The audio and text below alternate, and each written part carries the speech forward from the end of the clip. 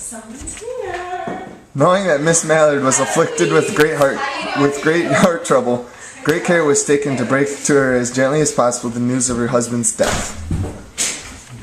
Hi, Louise. Hey, what's going on? I really don't want to tell you this, but it's really bad news. And I can't do it. Richard, tell me. No, you're the sister. Okay, well, your husband died in a tragic train accident, and I'm really sorry, and I will be here for you through it all. Just come here, it's gonna be okay. She did not hear the story, as many women have heard the same. Pressed down by a physical exhaustion that haunted her body and seemed to reach into her soul.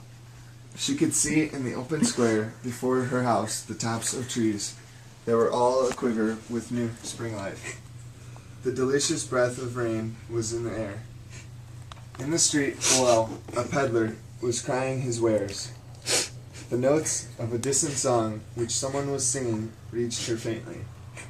There were patches of blue sky showing here and there through the clouds.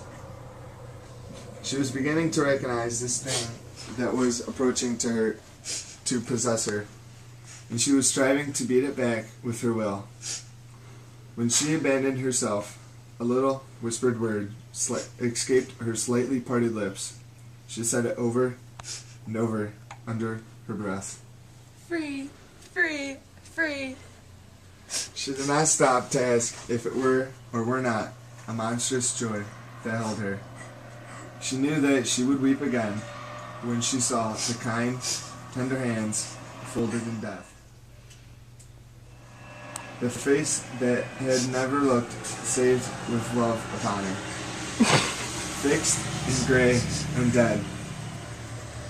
But she saw beyond that bitter moment a long procession of years to come that would belong to her absolutely.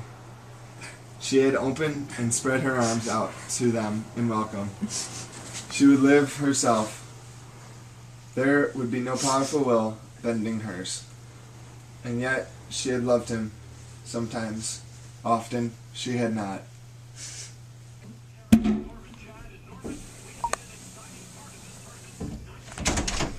How many times do I have to tell you to put the seat down? I fell in again. Free, body and soul, free. She was drinking in a very elixir of life through the open window. Her fancy was running riot along those days ahead of her. Spring days and summer days and all sorts of days that would be her own. She breathed a quick prayer that life might be long. It was only yesterday she had thought, with a shudder of life, might be long.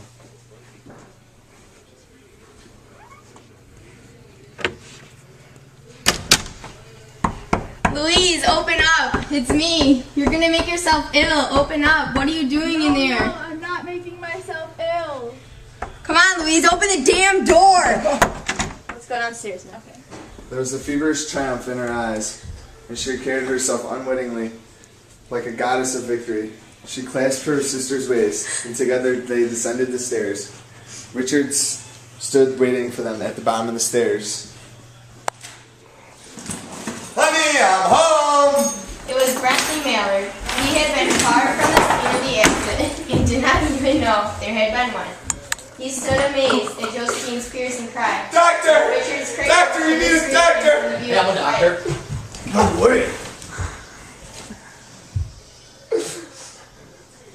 She's dead. Heart disease. The joy that kills.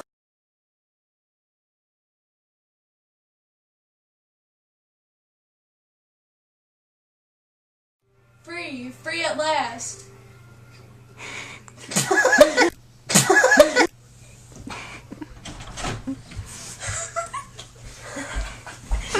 She was drinking in a very elixir of life. Oh.